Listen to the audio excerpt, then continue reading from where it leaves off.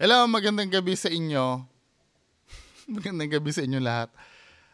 Ito ay pinasa ni Sir Generi GS Studio. Oy, shout out sa mga ano ha, nagpapa-shout out sa akin. San ba to, Sir ano?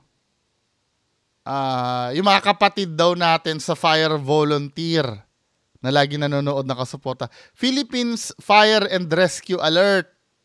Yung ano, yung names nyo, ibigay nyo mga men. At yung lugar nyo, saan ba kayo? Kasi alam buong Pilipinas yan. Diba? Maganda specific na mabati ko kayo at mapasalamatan ko kayo sa support nyo. Anyway, ito yung ano, ito yung pinasa sa akin na video.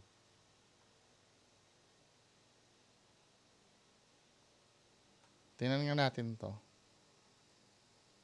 Ano ba to? Di gapon ko magkalakaw ko lang akong sungkod. Kinanglan ako nga.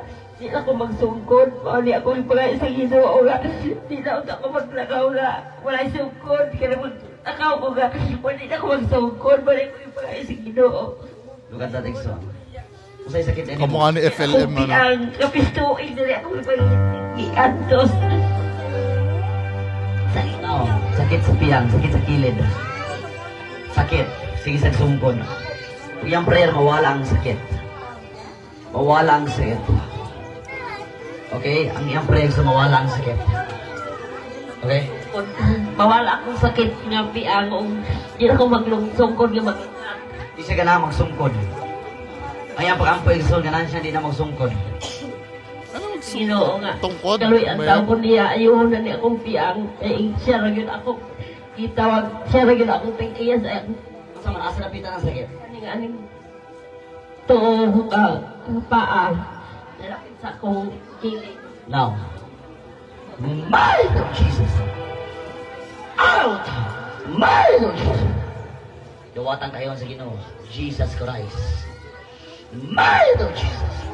Dawatan kayo na Jesus. Dawatan kayo na nagikan sa Ginoo. The might of Jesus. Sa ngalan na Jesus. Sa ngalan na Jesus. Sa ngalan na Jesus. Sa ngalan na Jesus. Out! Sa kilid.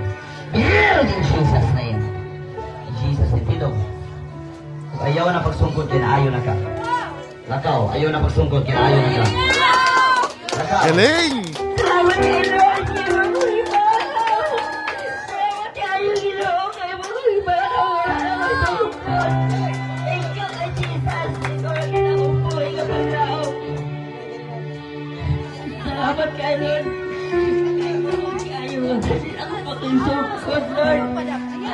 Pero delikado yan, men, yung pipilitin mo na maglakad. Thank you kayo, Lord. Ikaw naman ako butol. Pero mga kababayan ko, magiging skeptic ako ha. You have to understand na si nanay ay hindi naman paralisado. Nagtutungkod lang siya. 'Di ba? In reality, kaya niya naman talaga maglakad. Nagtutungkod lang siya. Saka nakikita mo na hirap din siya talaga maglakad. Yung, alam mo, yung pinilit niya lang talaga. Hindi naman siya paralyzed eh. Hallelujah! Yan o, medyo hirap siya maglakad eh. Salamat kayo. Kayo, hallelujah. Feeling ko ano yun, yung adrenaline yung ano. Yung nagbibigay ng power kay nanay na makapaglakad. Palayo na ako sa pamapalangan kasi mo, Lord. Salamat kayo, Jesus. Thank you kayo, Lord. Hindi na ako magsungkod. Salamat kaayuhan kayo maghatag ka na ako, Lord. Kapistuin nila akong antos, pero karoon pa yun ko na. Nakakuha lang ako, hindi ako magsungkod. Salamat kayo. Thank you kay Jesus. Wala kong balik ikaw ang buhay nga Diyos o ikaw naman akong gisuligan sa akong kinabuhi. Sa mga pagsulayan niya, nagtimukan ako. Sa gapon wala akong surrender. Pag magalaga niya, ikaw lang ang nagtikiya sa akong kinabuhi.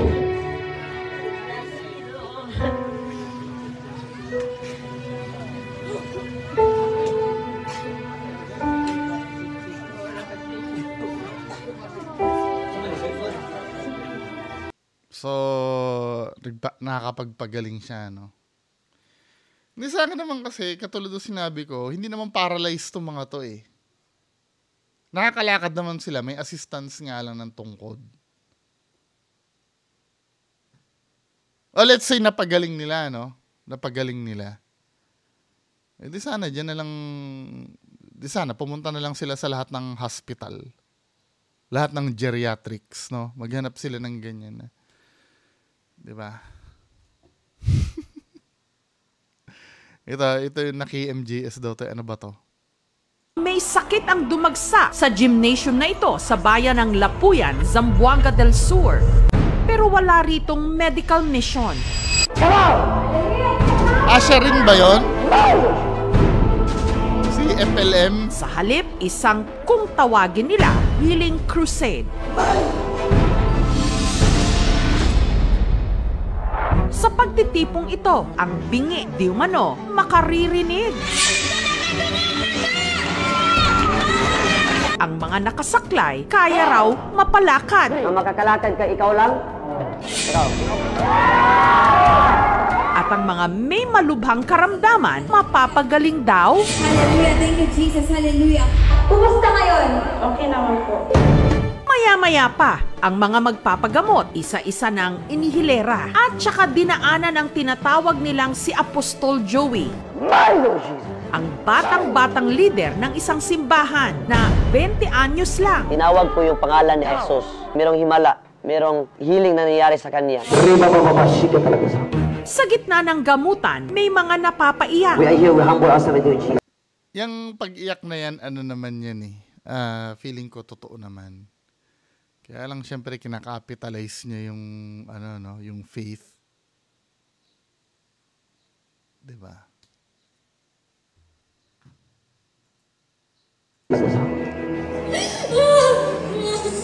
Napapatumba. Nawawalan ng malay at napapahiga sa sahig na sinasalo at kinukumutan ng nakaantabay na mga tauhan ni Apostol Joey. Isa sa nagbabakasakaling magpagamot ang 64 anyos na si Dan na 10 buwan na raw hindi makalakad ng walang saklay. Natinik ako ng pako. Tapos, nag-trigger siya. Kaya may diabetes ako. Dito talaga natusok yung pako. Hindi, may diabetes ka na talaga niyan, tatay. Nung nasugat ka, hindi na gumaling kasi mataas ang blood sugar mo. Pag mataas kasi ang blood sugar mo, malapot ang dugo. Mahirap yung circulation. Kaya, yung may mga diabetes dyan, diba, mag-iingat kayo na masugatan talaga yung paa nyo. Kasi mahirap gumaling yan, men. Po, sa gitna. Dito yung dalawa nga pinutol kaya nabulok na. Dahil lang sa pako 1 inch, worth only of 50 centavos, we spent more than almost 300,000. Sabi nila, putulin daw ang paa ko. Pag maputol, kay parang inutil na tayo. Kaya nga, hanap ako ng paraan. Hirap man si Danilo, bumiyahe pa ng halos 1 oras mula bayan. Bawal kasi talagang masugatan ang diabetic eh. Siguro ito, may mga times kasi na hindi mo alam na diabetic ka na eh. Kaya regular ako, nag-check nga ako eh. Kada buwan. Pero so far naman yung blood sugar ko, kasi may lahi kami. Pero so far naman blood sugar ko, pasok pa naman. Kasi nung last na general check-up ko, sabi ng doktor, inevitable daw yun. Hindi mo pwedeng pigilan kasi may lahi kami. Hindi talaga mapipigilan na magkaroon din ako ng diabetes talaga. Pero sa awa ng Diyos, hindi pa naman nagmamanifest sa sa dugo ko yung Pero nandiyan na siya, parating na sa akin. Kinikilabutan tuloy ako. Yan ang dumalinaw, makapunta lang sa krusada ni Apostol Joey. Number 1 kasi sa diabetes, yung pagkain no? Ito yung sinasabi natin na na alam mo yun, alam naman natin kung paano iwasan ang diabetes. 'Di ba? Mag-exercise ka, kumain ka ng tama. Alam naman natin lahat 'yan eh. Kaya lang pagdating na yung gagawin mo na, hindi mo na magawa. Lalo na pag masarap ang handa, no? Wala eh. Hindi, ito yung sinasabi ko sa inyo. 'Di ba? Yan yung perfect example na sasabihan nyo ko na, ikaw, kung ano nung iba, perfecto ka ba? Yan ang laging pang balik sa akin ng mga, ng mga kinikriticize ko. Hindi ako perfecto. Kaya lang, ang pinag-uusapan kasi natin dito, yung ideal na gawin. Kung ano yung tamang gawin. At lahat naman tayo, challenge sa atin lahat yan eh. Hindi naman kapag sinabi ko dito, ano yung tamang gawin, ako ginagawa ko na yon. No. 'Di ba? Katulad nyo rin ako na hindi perpekto. 'Di ba? However, ang pinag-uusapan natin ay yung dapat gawin. Perfect example nga yan, 'di ba? Yung pag may diabetes ka, alam naman natin talaga lahat kung ano yung dapat gawin. Huwag kang kumain ng hindi healthy at mag-exercise ka. 'Di ba? Yun ang tamang gawin. Pero mahirap. Lalo na pagka halimbawa, pag nandun ka na sa handaan, 'di ba? Nandun na yung mga lechon, yung mga dessert, 'di ba? Kaya hindi, mag-usap nga muna tayo. Kayo bang nagsasuffer ng ganyan? I don't know, some of you may diabetes siguro na nakikinig sa akin, yung mataas ang sugar. Naniniwala ba kayo na yung pwede naman tapos tikim lang? Ako for me, para sa akin, mas maganda wag mo nang tikman. Pero sinasabi ng doktor, okay lang yan. Yung patikim-tikim lang. Ako sa akin, totally wag nyo nang tikman. Kasi pagka natikman mo yan, you want more pa eh. Ay, sinabi ko sa inyo, lalo na pag halimbawa, masarap yung, let's say, favorite mo yung, halimbawa, ang favorite mo ay vanilla sundae. Tatakam tuloy ako. 'Di ba? Ikaw ba, kontento ka? Satisfied ka? Titikman mo lang yon? Ako, hindi ko kaya yun, min. 'Di ba? Mas maganda wag mo na lang akong patikman, wag mo na lang pakainin kaysa yung siyempre nakatikim ako ng konting ice cream let's say bawal sa akin na ice cream. Siyempre iisipin ko 'yun hanggang hapon, hanggang sa matulog ako, putya. Sarap ng ice cream na 'yun. Lalo ako maghihirap noon. Wag na. Diyan nagsisimula kasi yung tukso, yung tikim-tikim na 'yan. Sabi nga doon sa kanta, 'di ba? Nagsimula sa patikim-tikim, 'di ba? Kaya sa akin hindi effective yung payo ng doktor na 'yun na pwede tikim-tikim lang. Hindi naman bawal. Hindi, totoo naman, hindi naman talaga bawal. Dahil kasi lahat naman ng pagkain may sugar naman talaga. Kaya lang mas magandang wag mo nang kainin yung paborito mo. Kasi once na nasimulan mo 'yan, kahit isang teaspoon lang 'yan, hahanap-hanapin mo pa 'yan eh. 'Di ba? Hindi mo 'yan. Kasi may addiction ka na dun eh. Punta na tayo sa ganyan, Hindi, mahirap talagang pigilan 'yan, men. Lalo na pag masasarap yung pagkain na Yan ang kahinaan ng tatay ko nun. Diabetic ang tatay ko nun. Talagang magwawala yun pagka halimbawa, daddy ha, bawal sa'yo to. Nagko-coke kami. Siyempre, di ba? Yung pag nagbukas ka ng coke, di ba, sisingaw yun, Pshh! Gaganon. Tapos, ibubuhos mo dun sa harap niya. Tapos, bumubula-bula pa. Tapos, ang sasabihin naman, hindi, patikim lang. Pwede naman daw, sabi ni Doc, titikman ko lang para maano lang. Hindi eh. Pag pinagbigyan mo na isang tikim, lalagokin yung buong. Tapos, pagka pinigilan mo, pagagalitan ka. Di ba? Parang kasalanan mo, patuloy na pinating. Anyway, patuloy na natin. Hindi ba maging akong tiil, Pastor? Ilang sandali lang. 1, 2, 3. Pinatayo Tumayo ka. Iayo na kas Ginoo. Salamat po. nang si Danilo unti-unting nakapaglakad. Para sa akin ang wedding. Go! Hallelujah. Go! Hallelujah. Go! Wait, ang problem ba ni Kuya ay hindi makapaglakad o yung diabetes niya? Bakit mo palalakarin yan? Hindi naman yung paglalakad ang problem niya. Ang problem niya yung diabetes.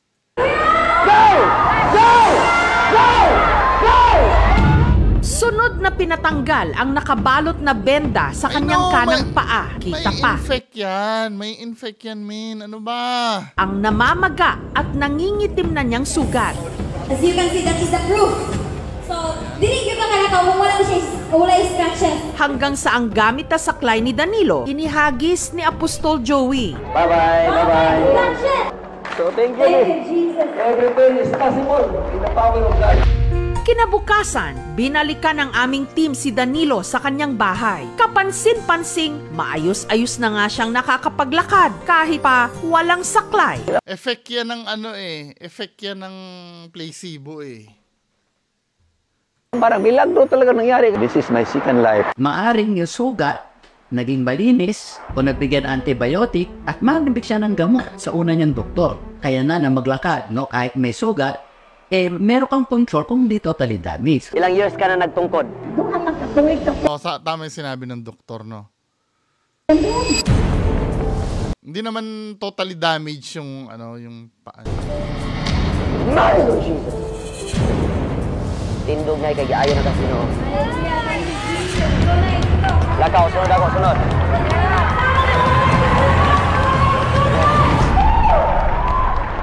Pag natumba yan, Pag human yan, dapat nawala ang sakit ng tunghawa.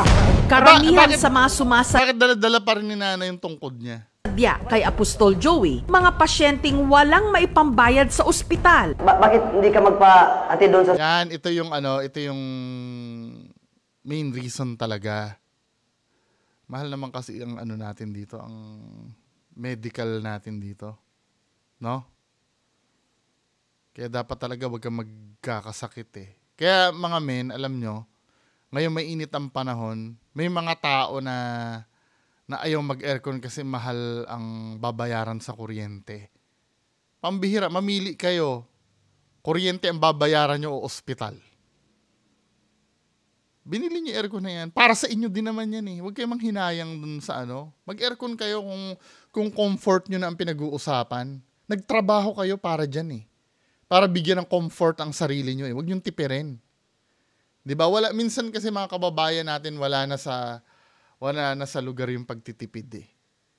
'Di ba? Kaysa magbayad ka ng ospital, mamamatay ka sa heat stroke, mag-aircon ka na. Hospital. Libre. Walang kami yung magagasolina. Wala na, gasto na.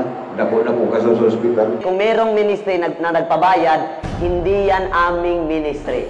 Walang bayad. Mukhang okay to ah. Hallelujah. Thank you, Jesus. Hallelujah. Ang 59 anyos na si Abner tila paralisado na nung lapitan ni Apostol Joey sa isa rin niyang krusada. Dahil sa bali nito sa spine Ito maganda, may medical findings. o gulugod, Ngadto mi sa doktor kaya di mo kabarog.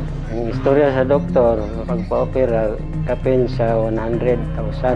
dahil wala ring pampaopera, kay Apostol Joey nagpunta si Abner. Matapos siyang dasalan, inalalayan siyang tumayo. Huwag niyong pupuwersahin, min. Ano ba? Baka mama. Hanggang si Abner, tuluyan na ring nakahakbang. Bakit kailang hawakan Ito niyo? yun ang higayon nga makatindog ko, makalakaw. Pagka humansay sa kabulan akong paghigda. Nagtuloy-tuloy na raw uminam ang pakiramdam ni Abner. Ngayon, Oo nga, no? nakapaglalakad na kahit wala na sa kanyang umaalalay. Oo nga no. Sa pasyente natin, crack lang. Usually, kahit hindi ito operahan, nilalagyan lang ito ng cervical immobilization to expect na mag-heal ng kusa yung pasyente. Okay. Pwede pala binasa kayo ng doktor, men. Pwede kasi during that time na ano si kuya, ano ba explanation ng doktor? May minor damage dun sa... Ni Abner, ngayon, nakapaglalakad na kahit wala na sa kanyang umaalalay. Sa pasyente natin, crack lang. Usually, kahit hindi ito operahan, nilalagyan lang ito ng cervical immobilization to expect na mag-heal ng meron siyang kusa. kaya pala may neck brace siya, nag-heal naman pala yun. Napabilib na sana ako eh. Pasyente. Makikita natin dun sa video, nakasuot ng cervical collar yung pasyente nung ginawa niya yun. At 4 weeks ito, ibig sabihin, nagsisimula na gumagaling na talaga yung cervical spine niya. Bata pa lang, matibay Binasag ng doktor no? ay na raw ang pananampalataya ni Apostol Joey. Pero for me, to be fair naman, nakakatulong naman talaga yung faith din. Kahit si Doc Willie Ong, nasabi ko na ba? Kahit si Doc Willie Ong nagsabi. Elder sa simbahan ng kanyang mga magulang. Ang di umano, kakayahan niyang makapanggamot, nagsimula raw sa isang panaginip. Nakita ko sa dream na mayroong taong nasugatan. Hinawakan ko yung kamay niya. Paghawak ko, biglang nawala yung mga sugat nila. Doon ko na-realize may gift ang ating Panginoon sa akin. At nito lang, nung nagkapandemya, itinatag ni Apostol Joey ang sarili niyang simbahan, ang Chosen Generation Ministry International, na lumilibot daw sa iba't ibang bayan ng... Pero impressive yun sa murang edad niya, nagawa niyang gumawa ng grupo na ganyan, no? Visayas at Mindanao para manggamot. Hindi rin kami tatanggap ng bayad kasi binigay ito ng ating Panginoon, libre po to siya. Marami. Pero I don't believe. Kasi nag-ooperate ka ng ganyan min eh. Yung parang, saan ka kukuha ng pambayad ng mo? Baka naman hindi tumatanggap ng bayad, pero tumatanggap ng donasyon. Diba? Kasi ang donasyon naman kasi, kahit kahit kung ano yung maibigan mong ibigay eh. Diba? Technically, hindi nga naman bayad yun. Donasyon yun.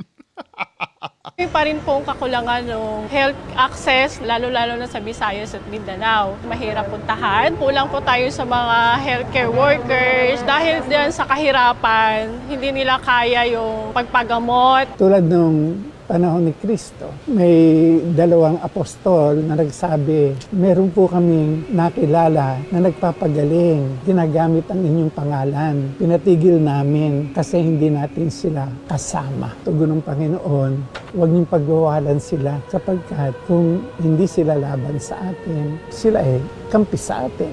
Saan nabasa ni Father yon? Mag-cite dapat siya ng pinag-iingat nga ng Diyos yan eh.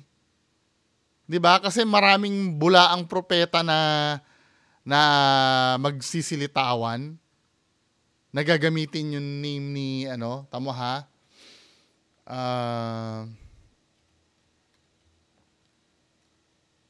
Tingnan natin yung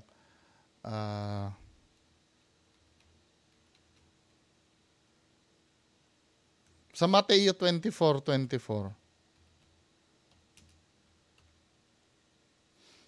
Tingnan natin.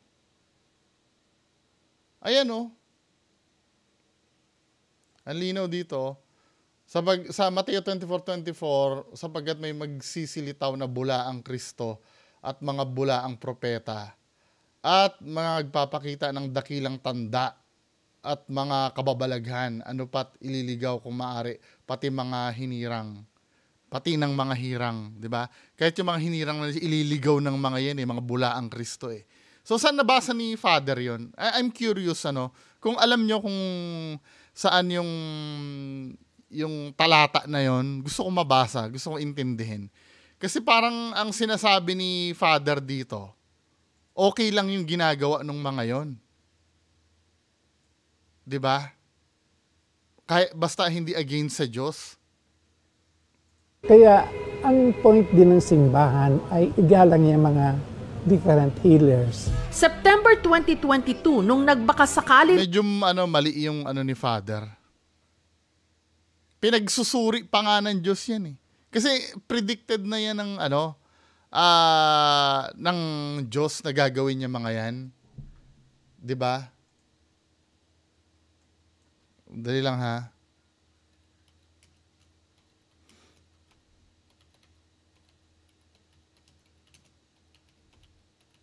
Hahanapin ko yung talata na sinasabing ganon.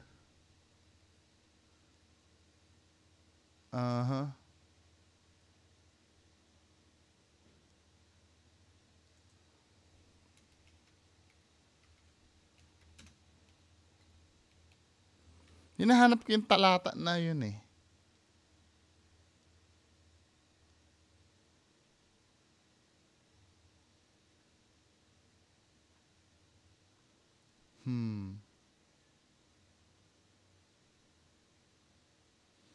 May ano yung may talata no na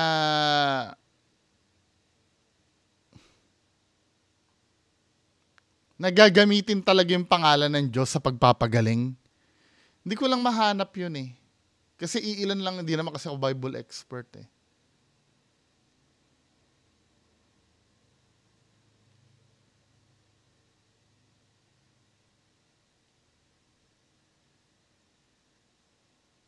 Anyway, kasi ano yan eh, parang nag-warning ang Diyos eh.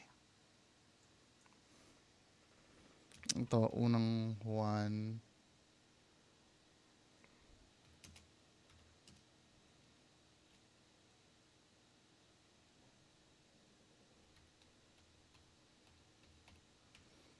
Dahil lang hinahanap ko lang yun.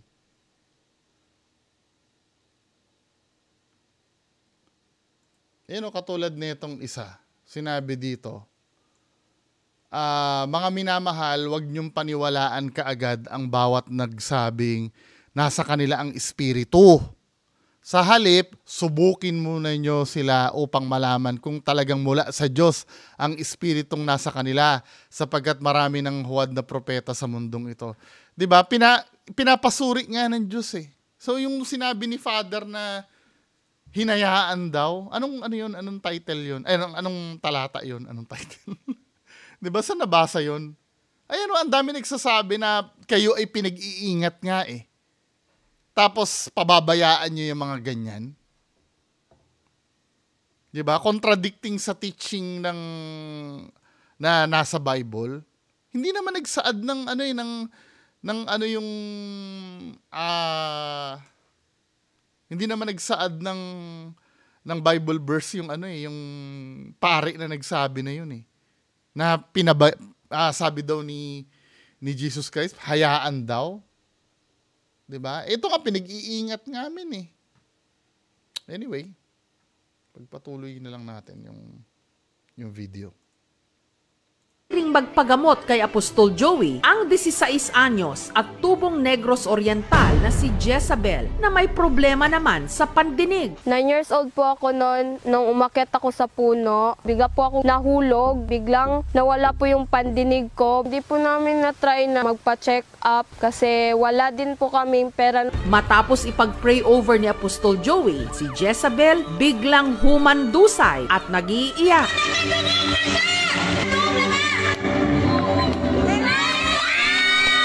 Matapos kasi ang 7 taon. Paano nag-i-start yung video? Gusto kong ma-start yung video. Kung hindi siya nakakarinig, gusto kong kasi paano siya nakapunta niya kung hindi siya paano siya nakausap? Hindi po namin na-try na magpa-check up kasi wala din po kaming pera. Matapos ipag-pray over ni Apostol. Dahil usually kung bingi ka talaga, wala ka naririnig. 9 years old siya noon, ano? Dapat medyo hirap ka pa magsalita ngayon, men eh.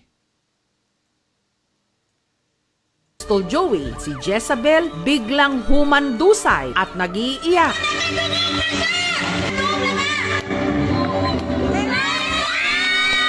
Matapos kasi ang 7 taon, di umano, muli na siyang nakarinig. Masaya po ako kasi wala po kaming ginastos kahit piso. Yung nangyari sa kanya ay blunt trauma, maaaring nag-loosen yon after several days hanggang month. Pero since yung time, nag-heal naman talaga ang bone, maaaring... Saktong-sakto nung pinagaling siya, biglang nag-heal. Ito yung tanong ko, 'di ba? Tama naman yung sinabi ni Doc noon, 'di ba? Ito yung tanong ko. Bakit hindi ko napanood yung video bago mag-start yung session? Pinakita na lang yung video nung nakakarinig na daw siya. Pangalawa, wala namang pinakitang papel na deklarado na ikaw ay bingi talaga. Hindi ka na-diagnose. Malay lang ba natin kung nakakarinig ka naman talaga, tapos pinalabas lang na nakarinig ka na after ka magamot. Diba? Kasi ang ano mo na magsalita okay ka na magsalita men eh. Ibig sabihin, nakakarinig ka naman siguro ng kahit konti. Hindi yung, diba? Eventually, gumanda din yung pandinig kasi masyadong mahaba yung span natin 7 years. Ang krusada ni Apostol Joey, dinarayo pati ng mga bakit hindi nila ipakita yung yung start nung hindi siya makarinig. Kasi I'm so sure kinakausap siya noon. Siguro na-capture sa video na nakaka-response naman siya. 'Di ba?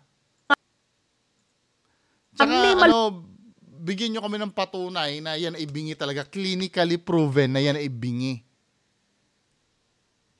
Kumukontra yan. Lulubhang sakit gaya ni Jofer na na-diagnose noon na may brain tumor at hirap ding makalakad. Nagpunta kami sa isang neuro. Paglabas niya sa clinic, doon na namin nalaman na may brain tumor.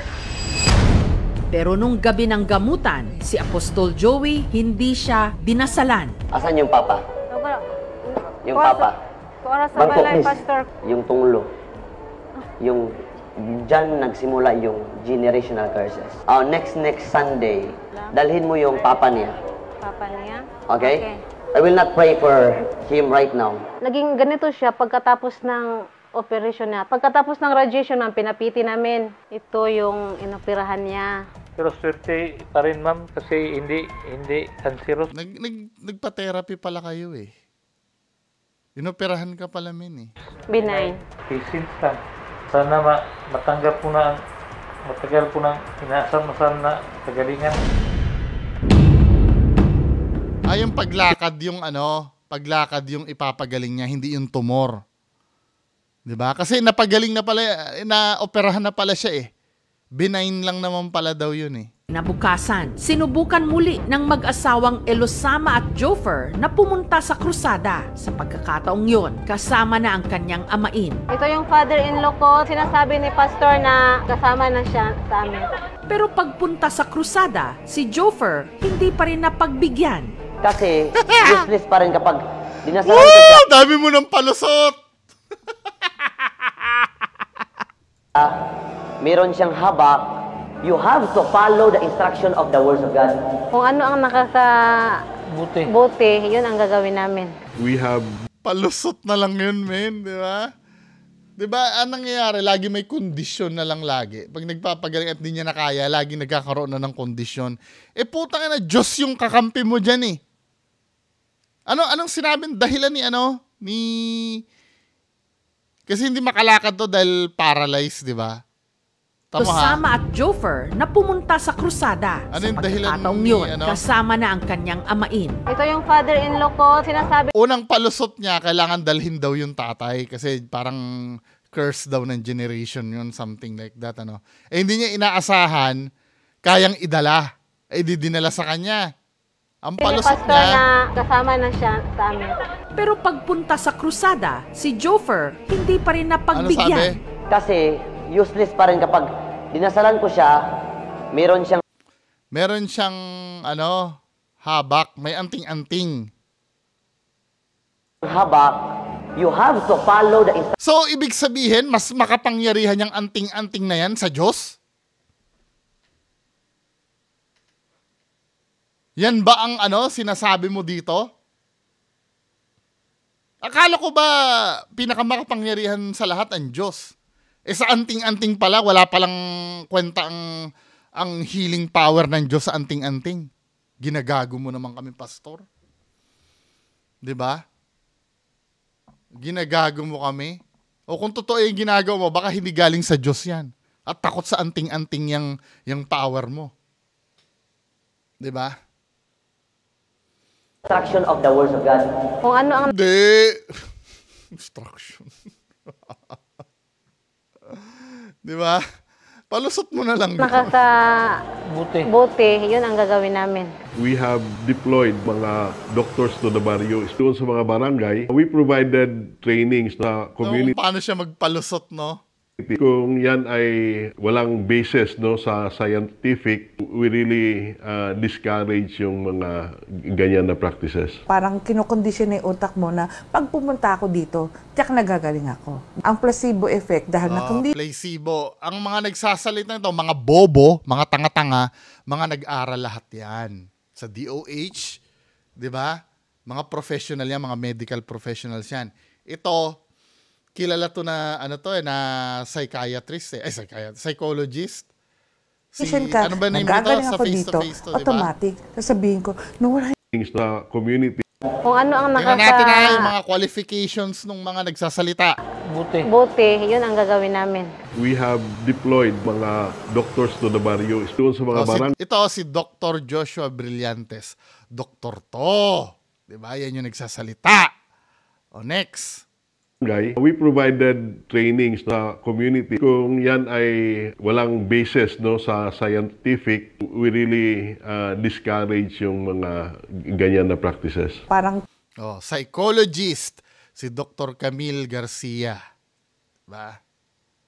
kinokondisyon yung utak mo na pag pumunta ako dito, tiyak Yung mga nagagaling. nagsasalita na yan, mga professionals yan. Huwag matitigas ang ulo. Ako. Ang placebo effect, dahil na-condition ka, nagagaling ako dito, automatic, sasabihin ko, nawala yung sakit ng katawan ko. Sa mga tao na akala nila mind conditioning lang ito, meron kaming documents talaga. Bakit di mo nga napagaling yung isa, yung may brain tumor? Ang dami mong palusot. Sakit sila, saka ngayon, magaling na sila. Totoo Asan yon? Asan namin makikita yon? Documented ha? Meron siyang diagnosis na ganito ang condition niya nung walang treatment na ginagawa sa kanya ha? Nung pumunta sa inyo, gumaling, nasan? Wala. Pinagaling sila ng ating Panginoon through my life. Sa mga nawawalan na ng pag-asa, kahit ano, kakapitan, pati ang pangako ng Bullshit. Bahala kayo dyan, ano? Hindi, yung inuulit ko hindi ako against sa ganyan. Kasi may tulong din naman yan eh. 'Di ba? Sa magiging positive ka, nagagaling ka. Kaya lang, syempre men, huwag nyo 100% relyan yung ganyan. Iba pa rin yung magpapatingin ka sa espesyalista. Anyway, yung mga espesyalista naman yun, sa tulong din naman ng Diyos. Kaya nakapasa yun sa ano eh. Nakapasa yun sa license exam. Diba? Nagdasal din niya mga yan para sila ay makapasa. Galing din sa Diyos yung authority nila para magpagamot. Diba? Kaya napapansin nyo, yung mga hospital dito sa Philippines, may mga cross sa kwarto. Diba? Maybe iba hindi tanggap na may cross dun sa kwarto dahil sa ibang sekta, sa ibang religion. Pero nagsisignify yun na sila ay naniniwala din naman sa Diyos. Yung mga doktor na nagpapagaling sa inyo, nagdadasal din naman yung mga yan. Diba? Kaya mas magandang sa professionals kayo maniwala. Kung gusto nyo maniwala dyan, secondary na lang to. Diba? Or kung gusto nyo yung talagang maglambing kayo sa Diyos, yun naman ang pinaka-powerful sa lahat eh. Didirekta kayo magdasal. 'Di ba? God, baka pwede naman na pagalingin niyo ako para kahit papaano makapagtrabaho na po ako na maayos. Matulungan ko po yung mga kaya kong tulungan. 'Di ba? Pakikinggan ka naman eh. Hindi mo na kailangan magganyan-ganyan pa min eh. Anyway, maraming salamat po sa panonood. Bye.